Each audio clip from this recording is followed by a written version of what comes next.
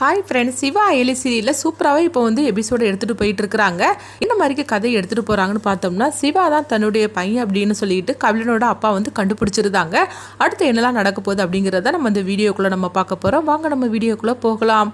அயலி இந்த கல்யாணத்துக்கு சம்மதம் சொன்னாங்கன்னா எனக்கும் சம்மதம் தான் அப்படின்னு இந்திராணி சொல்லவும், இது கேட்டு அயலி சம்மதம் சொல்லு அப்படின்னு சொல்லிட்டு ஜமுனா கேட்டுட்டு இருக்கிறாங்க. ஆனாலும் அயலி சொல்லிட்டு இருக்கிறாங்க, கபிலன் திருந்திட்டு தான் சொல்கிறான், ஆனால் உண்மையிலே திருந்துறானா இல்லையான்னு சொல்லிட்டு நம்மளுக்கு தெரியாது, அதனால அந்த கல்யாணத்துக்கு நான் சம்மதம் சொல்ல மாட்டேன் அப்படிங்கவும், அப்போ ஒரு கட்டத்துக்கு மேலே அவங்க அயலியை அவங்க அப்பா தனியாக அழைச்சிட்டு போகிறாங்க. அப்போ உடனே அயலி கிட்ட அவங்க அப்பா சொல்லிட்டு இருக்கிறாங்க, நான் சொல்கிறது கேளு அயலி, இந்த கல்யாணம் நடக்கட்டும் அப்படிங்கிறாங்க. இதை கேட்டதுமே என்னப்பா நீங்கள் சொல்லிட்டு இருக்கிறீங்க அப்படிங்கும் போது, ஆமாம் என்ன இருந்தாலும் சரிதான், இந்த குடும்பத்தில் இந்திராணி ரொம்பவே நல்லவங்க, அதை விடையும் கபிலனோட அப்பாவும் ரொம்பவே நல்லவங்க, அதனால கபிலன் கண்டிப்பாக இதுக்கு மேலேயும் அவன் இந்த மாதிரிலாம் தப்பு பண்ண மாட்டான், அவன் முன்னாடி தப்பு பண்ணியிருக்கலாம் இருந்திருக்கலாம், ஆனால் இப்போ அப்படி பண்ண மாட்டான்னு எனக்கு ஒரு நம்பிக்கை இருக்குது, அதனால் நான் சொல்கிறது கேளு. அது மட்டும் கிடையாது, ரித்திகா கபிலனை தான் கல்யாணம் பண்ணிப்பேன்னு சொல்லிக்கிட்டு அவர் ரொம்பவே பிடிவாதமாக இருக்கிறா, அப்படி இருக்கும்போது இந்த கல்யாணத்தை ஒன்றால் நிறுத்திட வேண்டாம், அதனால் இந்த கல்யாணம் நடக்கட்டும், நீ சொன்னாதான் இந்த கல்யாணம் நடக்கும், இந்திராணி என்ன சொன்னாலும் கபிலன் கேட்டு நடப்பான், அதனால எனக்கு நம்பிக்கை இருக்குது, இந்திராணி அப்படிலாம் ரித்திகா விட்டுற மாட்டா அப்படின்னு சொல்லவும், இது கேட்டதுமே அயலி சொல்றாங்க, இல்லப்பா நீங்க என்னதான் சொல்லி சமாதானப்படுத்தினாலும் சரிதான், ஆனா கபிலன் கல்யாணத்துக்கு அப்புறம் எப்படிலாம் இருப்பான்னு நம்மளுக்கு தெரியாது, அவனை நம்பி எப்படிப்பா நம்ம ரித்தியாவை கல்யாணம் பண்ணி கொடுக்க முடியும் அப்படிங்கவும், நான் சொல்றேன்லாமா இந்திராணி நம்பி நம்ம வீட்டு பொண்ணு அவன் வீட்டுக்கு மருமகளை நம்ம அனுப்பி வைக்கலாம் அப்படின்னு சொல்லவும், இது கேட்டதுமே அயலியும் அதுக்கப்புறமா சரின்னு சொல்லி சம்மதம் சொல்றாங்க. அப்போ அவங்க சொல்றாங்க, இந்த கல்யாணத்துல எனக்கு சம்மதம் தான் அப்படின்னு சொல்லவும், இந்திராணி உடனே சந்தோஷப்படுறாங்க. அடுத்ததை பார்த்தோம்னா அவங்க கல்யாணத்துக்கு உள்ள எல்லா வேலையும் ஆரம்பிச்சிருந்தாங்க. அப்போ ரித்திகாவுக்கும் கபிலனையும் உட்கார வச்சு அவங்க நலுங்கெல்லாம் பண்ணிட்டு இருக்கும்போது உடனே பார்த்தோம்னா அவங்க இந்திராணி சிவாவை போட்டு தேட ஆரம்பிச்சிருந்தாங்க. எங்க என் தம்பி அப்படின்னு சொல்லும் போது, உன் தம்பி இங்கே தானே உட்கார்ந்துருக்கிறான் அப்படின்னு கபிலனோட அம்மா சொல்றாங்க. இல்லை என்னுடைய புது தம்பி இருக்கிறானே அப்படின்னு சொல்லிட்டு சிவாவை தான் அவங்க தேடவும், உடனே சிவா அப்படின்னு சொல்லி கூப்பிடும் போது சிவா அங்கிருந்து வராங்க. என்னக்கா அப்படின்னு சொல்லி கேட்கும்போது, என்ன சிவா இங்கே இவங்க ஃபங்க்ஷன்லாம் நடந்துட்டு இருக்குது, நீ எங்க போய் நின்றுட்டு இருக்கிற, போ அயலி பக்கத்துல போய் நீ நில்லு அப்படின்னு சொல்லவும், உடனே சிவாவும் அயலி பக்கத்தில் போய் நிற்கிறாங்க. அடுத்து பார்த்தோம்னா அப்போ டான்ஸு பாட்டெல்லாம் வேண்டாமா அப்படின்னு அம்மு கேட்கும் போது, ஆமாம் எல்லாமே இருக்குது அப்படிங்கிறாங்க. அடுத்து பார்த்தோம்னா எல்லாரும் ஜோடி ஜோடியாக பாட்டு டான்ஸ் எல்லாம் ஆடிட்டு இருக்குது, எல்லாரும் சந்தோஷமா இருக்கவும், அப்போ அயலி மட்டும் கொஞ்சம் சோகமாகவே இருக்கிறாங்க. அப்போ சிவா கேட்டுட்டு இருக்கிறாங்க, என்ன அயலி இந்த கல்யாணத்தை நீங்கள் சம்மதம் சொல்லணும்னு சொல்லிட்டு நான் கொஞ்சம் கூட எதிர்பார்க்கவே இல்லை அப்படிங்கவும், இல்லை எனக்கு இப்போ கூட இந்த கல்யாணத்தில் சம்மதமே கிடையாது, ஆனால் அப்பாவுக்கும் சித்திக்கும் இந்த கல்யாணம் நடக்கணும்னு சொல்லி ஆசைப்படுறாங்க, அவங்களுக்காக தான் நானும் சரின்னு சொல்லிட்டு சம்மதம் சொன்னேன் அப்படிங்கிறாங்க. நீ என்ன சொன்னாலும் சரிதான், கபிலன் திருந்திருப்பான்னு சொல்லி நினைக்கிறேன் அப்படிங்கவும், இல்லை எனக்கு தெரியல, ஆனால் என்ன சொல்றதுக்குன்னு தெரியல அப்படின்னு சொல்லிட்டு இருக்கிறாங்க. அடுத்தது அங்கே பார்த்தோம்னா சிவா அங்கே இங்கேமா போயிட்டு இருக்கும்போது அவங்க பர்ஸ் கீழே விழுந்துருது. அப்போ அந்த இடத்துக்கு கபிலனோட அப்பா வராங்க. என்னது யாரோட பர்ஸ் கீழே விழுந்திருக்கு அப்படின்னு சொல்லிட்டு அந்த பர்ஸை எடுத்து பார்க்குறாங்க. பார்த்ததுமே அவங்க அதிர்ச்சி அடைகிறாங்க. என்னன்னு சொல்லி பார்த்தோம்னா சிவாவோட அம்மா ஃபோட்டோவை அந்த பர்ஸில் வச்சிருக்கிறாங்க. அதை பார்த்ததுமே, சங்கரி நீயா அப்படின்னு சொல்லிக்கிட்டு, உன்னை பார்த்து எத்தனை வருஷம் ஆச்சு அப்படின்னு சொல்லிட்டு அவங்க அதை பார்த்ததுமே கண் கலங்கி அழ ஆரம்பிச்சிருந்தாங்க. அப்போ சிவா தன்னுடைய பர்ஸை தேடிட்டு இருக்கிறாங்க. எங்க என்னுடைய பர்ஸை காணல அப்படின்னு சொல்லி தேடிட்டு இருக்கும்போது, அப்போ ஐடி சொல்றாங்க, அங்க பாரு கபிலனோட அப்பா கையில பர்ஸ் இருக்கு பாரு, அது உன்னோடதான்னு கேட்கும்போது, ஆமா அது ஏங்கூடதான் அப்படிங்கிறாங்க. உடனே அவங்க பர்ஸை வாங்குறதுக்காக வரவும், தாங்க சார் பர்ஸ் அது என்னுடையதான் அப்படிங்கிறாங்க. இதை கிட்டதுமே கபிலனோட அப்பா அதிர்ச்சி அடைகிறாங்க. அப்போது இந்த பர்ஸில் ஃபோட்டோ இருக்குது, அது யார் அப்படின்னு சொல்லி கேட்கும்போது, அது என்னுடைய அம்மா தான் அப்படிங்கிறாங்க. இதை கேட்டதுமே கபிலனோட அப்பாவுக்கு அதிர்ச்சி அடைகிறாங்க. அப்போ சிவா என்னுடைய மகன் அப்படின்னு சொல்லிக்கிட்டு அவங்களுக்கு ஒன்றுமே புரிய மாட்டுக்கு. சிவாவோட பார்த்தோம்னா அந்த பர்ஸை வாங்கிட்டு அவங்க பாட்டுக்கு போகவும், சிவாவோட அப்பா அதாவது கபிலனோட அப்பா அப்படியே கீழே விழுந்துருந்தாங்க நெஞ்சு பிடிச்சிக்கிட்டு. அப்போ இந்திராணி அங்கே வராங்க. வந்ததுமே என்னாச்சு சித்தப்பா அப்படின்னு சொல்லி கேட்டுட்டு இருக்கும்போது அவங்களால பேச முடியல, நெஞ்சு பிடிச்சிக்கிட்டு இருக்கவும் உடனே சிவா அந்த இடத்துக்கு வராங்க.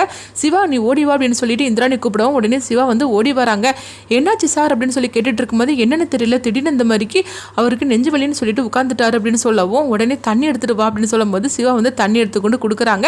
அப்போ அயிலே அங்கே வந்துருந்தாங்க. என்னாச்சு அப்படின்னு சொல்லி கேட்கும்போது, என்னன்னு தெரியல சித்தப்பா திடீர்னு நெஞ்சு பிடிச்சிட்டு உட்காந்துட்டாரு அப்படின்னு சொல்லவும், சரி நம்ம ஹாஸ்பிட்டலுக்கு போகலாமா வாங்க அப்படின்னு சொல்லிக்கிட்டு சிவாவும் அயிலே இந்திராணி உங்க 3 பேருமே கூப்பிடவும், அப்போ கபிலனோட அப்பா சொல்கிறாங்க, இல்லை ஒன்றும் வேண்டாம், எனக்கு கொஞ்சம் அதாவது கொஞ்சம் இருந்துட்டாலே எனக்கு போகிறோம், எனக்கு ஹாஸ்பிட்டல்லாம் வேண்டாம் அப்படிங்கிறாங்க. இல்லை நம்ம போயிடலாம் அப்படிங்கும்போது, இல்லைம்மா நான் கொஞ்சம் உட்காந்துட்டாலே எனக்கு சரியாயிரும் அப்படின்னு சொல்லவும், அப்போ பார்த்தோம்னா சிவாவை அவங்க அப்பா அப்படியே பார்த்துக்கிட்டே இருக்கிறாங்க. சிவாவும் சார்னு சொல்லி கூப்பிட்டுட்டு இருக்கவும், அப்போ சிவாவை அவங்க பார்க்குறாங்க. நான் உனக்கு சார் கிடையாது, நான் உன்னுடைய அப்பா அப்படின்னு சொல்லிக்கிட்டு அவங்க நினைக்கிறாங்க. அப்போ இந்திராணி கேட்டுட்டு இருக்கிறாங்க, என்ன சித்தப்பா என்ன செய்யுது அப்படின்னு சொல்லும்போது, ஒன்றும் இல்லாமல் அப்படிங்கும்போது இப்போ இந்திராணியை யாரோ கூப்பிடுற மாதிரி தெரியுது.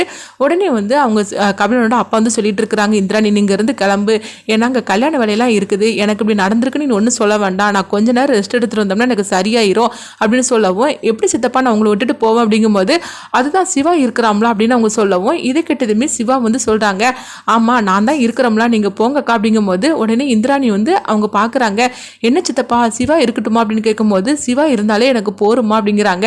சிவா என்னை விட்டுட்டு போயிட மாட்டேல, கொஞ்ச நேரம் என் கூட இருப்பேன்னு சொல்லி கேட்கும்போது, என்ன சார் இப்படி கேட்டுட்டு இருக்கிறீங்க, நான் உங்க பக்கத்துல இருக்கிறேன் அப்படிங்கிறாங்க.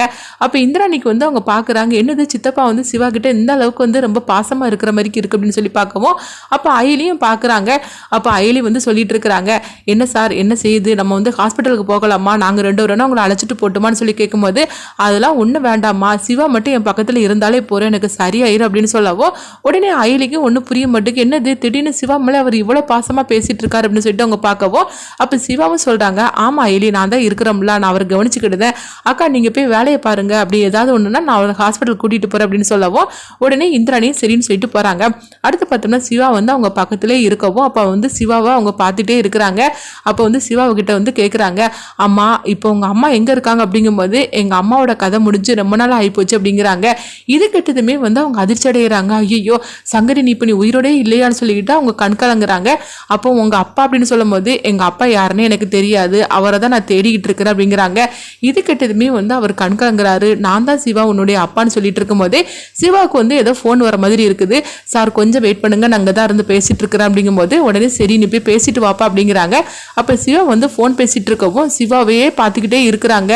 சிவா வந்து தன்னுடைய அம்மாவும் இல்லாமல் அப்பாவும் இல்லாமல் அவன் எவ்வளோ கஷ்டப்பட்டுருப்பான் அப்படின்னு சொல்லிக்கிட்டு அவங்க வந்து கண்கலங்குறாங்க. அப்பா நான் உயிரோட இருந்திருந்தும் அவன் வந்து எவ்வளோ தூரம் அவன் கஷ்டப்பட்டுருக்கிறான் அப்படின்னு சொல்லிட்டு அவங்க அழுதுகிட்டு இருக்கவோ, சங்கரி நீ என்னை விட்டுட்டு போயிட்டியா, நான் உன்னை விட்டுட்டு பிரிஞ்சு போயிருக்கவே கூடாது, ஆனால் சந்தர்ப்ப சூழ்நிலை இந்த மாதிரிக்கு நடந்து போச்சுது, ஐயோ என் பையன் வந்து இந்த ஊரில் இருந்துக்கிட்டு நான் பார்க்காம இருந்திருக்கிறேன் அப்படின்னு சொல்லிட்டு அவங்க கண்கலங்கி அழுதுகிட்டு இருக்கும்போதே உடனே வந்து சிவா அங்கேருந்து வராங்க.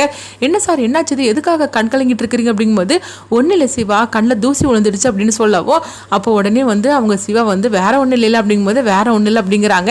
அப்போ பார்க்கும்போது இங்கே இந்திராணி வந்துருந்தாங்க. இந்திராணி வந்ததுமே சிவா கிட்ட சொல்கிறாங்க, சரி சிவா நீ போ நான் சித்தப்பாவை பார்த்துக்கிட்டது அப்படிங்கும்போது சிவாவும் வந்து சில வேலைகளாக வந்துடுது, அவங்க அங்கேருந்து கிளம்புவோம். அப்போ இந்திராணி கிட்ட வந்து சிவாவை பற்றி அவங்க வந்து சொல்லதுக்காக வராங்க. அப்போ வந்து உடனே இந்திராணி வந்து கேட்குறாங்க, என்ன சித்தப்பா நானும் கவனிச்சுக்கிட்டு இருக்கிறேன், திடீர்னு நீங்கள் சிவா மேலே ரொம்ப பாசமாக இருக்கிற மாதிரி தெரியுது அப்படிங்கவும், இல்லை இந்திராணி அவனுக்கு யாருமே இல்லைன்னு சொன்னா அதனால தான் எனக்கு அவனை பார்க்கும்போது கப்டன் ஞாபகமாக வருது அப்படிங்கவும், ஆமாம் சித்தப்பா நீங்கள் சொல்கிறதுலாம் கரெக்டு தான், எனக்கு கூட என்னென்னு தெரியல அவனை பார்த்ததுமே எனக்கு தம்பின்னு கூப்பிடணும் போல இருக்குது, அதனால தான் நான் அவனை தம்பியாக நான் நினச்சிருக்கிறேன் அப்படிங்கவும், அப்போ உடனே வந்து கபிலனோட அப்பா நினைக்கிறாங்க, ஆமாம் இந்திராணி உனக்கு அவன் தம்பி தான் அப்படின்னு சொல்லவும், என்ன சித்தப்பா சொல்கிறீங்கன்னு கேட்குறாங்க. இல்லைம்மா அவனும் வந்து கபிலனோட வயசில் தானே இருக்கிறான், அப்போ உனக்கு தம்பி முறை தானே அப்படிங்கிறாங்க. அடுத்துதான் வந்து என்ன நடக்க போகுது இந்த கதையில் என்ன மாதிரி எடுத்துகிட்டு போகிறாங்கன்னு சொல்லி நம்மளும் பார்க்கலாம்.